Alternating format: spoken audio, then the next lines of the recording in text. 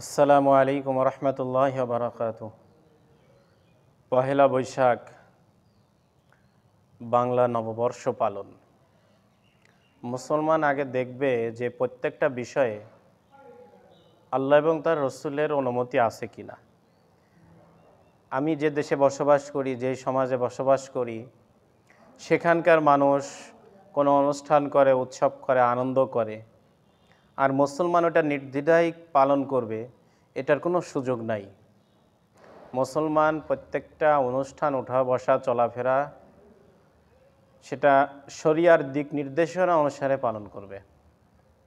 যেহেতু দিন শরিয়া আল্লাহ পাকের পক্ষ থেকে নাজিলকৃত মুহাম্মদ সাল্লাল্লাহু আলাইহি সাল্লামের নির্দেশিত পথ, এটার মধ্যে ব্যক্তিগত জিন্দেগি থেকে শুরু করে রাষ্ট্রীয় আন্তর্জাতিক সমস্ত পর্যায়ের জিন্দেগি, সব সেকশন শোভা, সেটা আমাদের আনন্দ বেদনা, আমাদের সুখ দুঃখ, উঠা বসা চলাফেরা, সমস্ত সেকশন এটা কমপ্লিট পরিপূর্ণভাবে শরিয়ার মধ্যে দেওয়া আছে। হুজুর সাল্লাল্লাহু আলাইহি সাল্লাম পুঙ্খানুপুঙ্খানুভাবে শিক্ষা দিয়ে গেছেন। আর এই দিন হলো পরিপূর্ণ দিন। যদি কেউ মনে করে যে এইগুলা ইবাদত আর এটা রাজনীতি, এগুলা ইবাদত এটা সমাজনীতি, এগুলা ইবাদত এটা আনন্দ ফুর্তি, এটার সাথে ইসলামের কোনো সম্পর্ক নাই। আজ যেমন সূক্ষ্মভাবে মানুষকে শুধু নামে মুসলিম, জন্মসূত্রে মুসলিম সে বিশ্বাস রাখা, তার মধ্যে বিশ্বাসকে তার মধ্যে লালন করে তাকে সমস্ত সাইড থেকে তার ইমান, আমল, আকিদা ধ্বংস করে দেওয়ার মহা পরিকল্পনা, এবং এই পরিকল্পনা অনেকটা বাস্তবায়ন তারা করেছে। আমাদের ইমানি পরিবেশে, দিনী পরিবেশে, দাওয়াতি পরিবেশে না মেশার কারণে, আকিদা আল্লাহ পাকের সাথে সম্পর্ক তাল্লুক মানে না গড়ে ওঠার কারণে আমরা মনে করতেছি আসলেও তো তাই, এগুলা ইবাদত আর এগুলা সংসার, এটা দুনিয়া, এটা চাকরি, এটা ক্ষেত খামার, এটা ব্যবসা বাণিজ্য, এগুলা ইবাদত না। আসলে সমস্ত কিছু ইবাদত। মুসলমান যা কিছু করবে সমস্ত কিছু ইবাদত, আল্লাহর হুকুম, রাসূল পাক সাল্লাল্লাহু আলাইহি সাল্লামের আদর্শ মতো করা। হ্যাঁ, অনেক পর সময় আছে সাধারণ আওয়ামদের জন্য তো জায়েজের একটা সিস্টেম রাখা হয়েছে, আর যারা প্রকৃত দিন মেনে চলতে চায় এনাদের জন্য সুন্নাহ এবং সিরাত, তাকওয়া। তো আমরা যদি যে কোনো সমাজ, যে কোনো কিছু সৃষ্টি হয়, যেমন মক্কা থেকে মদিনাতে রাসূল পাক সাল্লাল্লাহু আলাইহি ওয়াসাল্লাম সাহাবায়ে কেরাম রাদিয়াল্লাহু আনহুম আজমাইন গেলেন, সেখানেও দুইটা অনুষ্ঠান হইতো। আর অনেক মুহাদ্দিসিনে কিরাম, ওলামায়ে কিরাম বলেছেন ওই দুই অনুষ্ঠানের মধ্যে একটা হইতে হলো সেখানে একটা নববর্ষ পালন হইতো।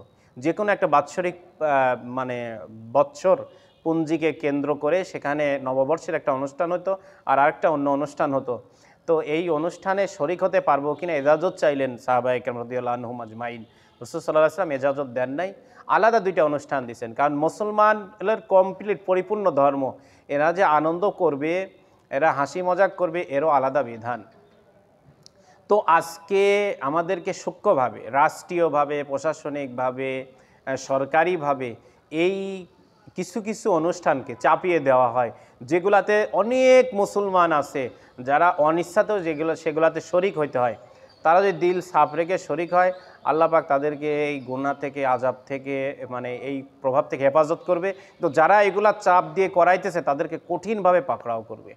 বা এই বছরও বাধ্যতামূলকভাবে বিভিন্ন সরকারি বেসরকারি প্রতিষ্ঠান, অফিস আদালত, হসপিটাল, সরকারি প্রত্যেকটা পর্যায়ে অনুষ্ঠান করার জন্য নির্দেশ দিয়েছে। কিছু কিছু করাকে বাধ্যতামূলক করছে। যেমন বৈশাখের গান, এই পয়লা বৈশাখকে কেন্দ্র করে নিয়ে যে ছেলে মেয়েদের যে পোশাক আশাক, সেখানে হারাম বাদ্যযন্ত্রের ছবি, সেখানে বিভিন্ন প্রাণীর ছবি, সেখানে বিভিন্ন মেয়েদের ছবি, যেগুলো প্রত্যেকটাই এক একটা হারাম পদ্ধতি। এর সাথে সাথে পয়লা বৈশাখকে কেন্দ্র করে যে গান হয়, সেই গানের মধ্যে অনেক সেরেকি কথা, কুফরি কথা গানের মধ্যে আছে। প্লাস যে মঙ্গল শোভাযাত্রা নামে একটা অনুষ্ঠান হয় এই পয়লা বৈশাখে, এই মঙ্গল শোভাযাত্রা মানে এই শোভাযাত্রা করলে, এই শোভাযাত্রায় এই ধরনের প্রাণী, ফেস্টুন, এই ধরনের মূর্তিগুলা ব্যবহার করলে মঙ্গল হবে সারা বছর, এই মূর্তি ব্যবহার করলে ফসল ভালো হবে, এই মূর্তি ব্যবহার করলে এটা হবে ওইটা হবে। প্রত্যেকটা ঈমান ধ্বংসকারী এবং প্রত্যেকটা শিরিক এবং কুফরি এক একটা অবস্থান, যেটা আমাদেরকে আনন্দের নামে করাইতেছে। আমাদের বাচ্চা কাচ্চারা দেখা দেখি এগুলা করতেছে জানার অভাবে। আমরাও মনে করতেছি যে এগুলা করলে আর কি ক্ষতি। দেখা যায় যে অনেক জায়গায় মেলার নামে যে মিষ্টান্নগুলো বানানো হইতেছে সেগুলো সব মূর্তি, বিভিন্ন মূর্তি মিষ্টান্নভাবে বানায়। আমরা সেই মূর্তি কিনে আমরা তো মনে করি মিষ্টি কিনতেছি, এটা আবার কি, কিন্তু ওটা মূর্তি বানাইছে, পুতুল হিসাবে আমাদেরকে বোঝায় দিচ্ছে, আমাদেরকে চালায় দিচ্ছে সেটা। তো এই মানে প্রত্যেকটা নববর্ষ তৈরির ইতিহাস খুবই মারাত্মক।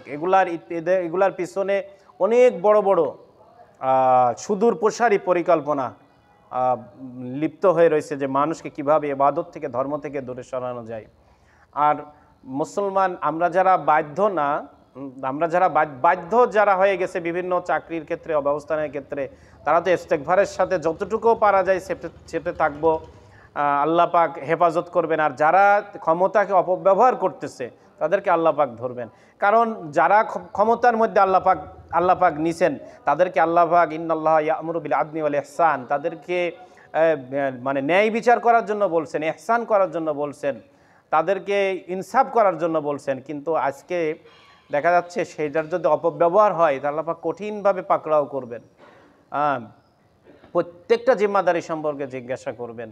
আর এই যে যেটা মঙ্গল শোভাযাত্রা বললাম ইত্যাদি, আরও যে আরেকটা জিনিস হলো, অনেক হিন্দুরা আমাকে বলছে, যে আমরা তো আমাদের অনুষ্ঠানকে আপনাদেরকে দিয়ে দিছি, তো এই যে এই হিন্দুয়ানি এই প্রথা অথবা খ্রিস্টানদের, ইহুদিদের এই প্রথাগুলাকে ফলো করে আমরা কি পরিমাণ অপচয় করতেছি এবং হারাম কাজে টাকা খরচ করতেছি। বলে যে মানুষ যখন নেকির কাজে, ভালো কাজে টাকা খরচ করবে না, তখন সে তা হারাম কাজের মধ্যে তার মালকে খরচ করবে।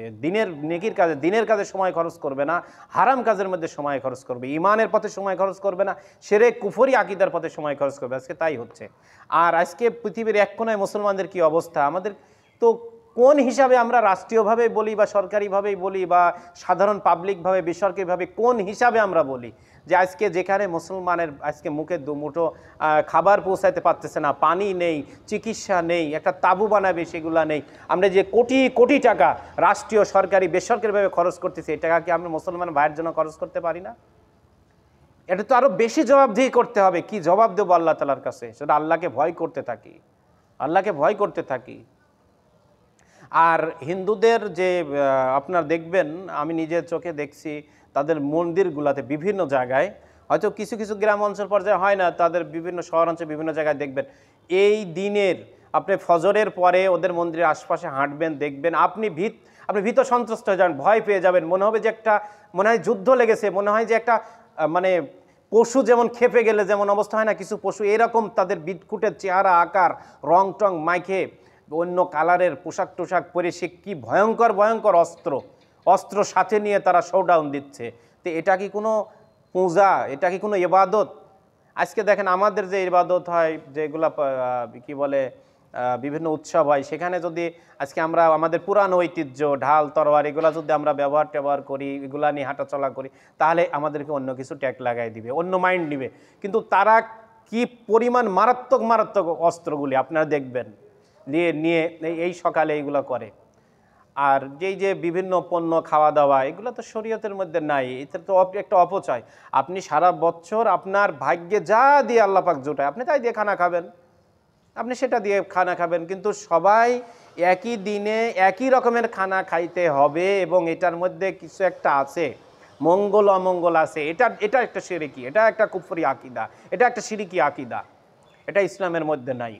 আর আজকে কি অবস্থা, মানে যেটা চোখে পানি ধরে রাখতে পারি না। আজকে এখানেও দেখবেন যে বড় বড় মিছিল বের হবে, দেখবেন যে দিনের জন্য, নবীর জন্য, আল-আকসার জন্য কোটি কোটি লক্ষ লক্ষ মানুষের প্রোগ্রাম, এখানেও দেখবেন লক্ষ লক্ষ মানুষ। কারা এরা কি দিনকে তামাশা পেয়েছে? দিন কি তামাশার জিনিস না? আল্লাহ পাক আমাদেরকে এই সবগুলা থেকে হেফাজত করে কোরআন এবং সুন্নাহ মাফিক জীবনযাপন করার তৌফিক দান করেন, আমিন।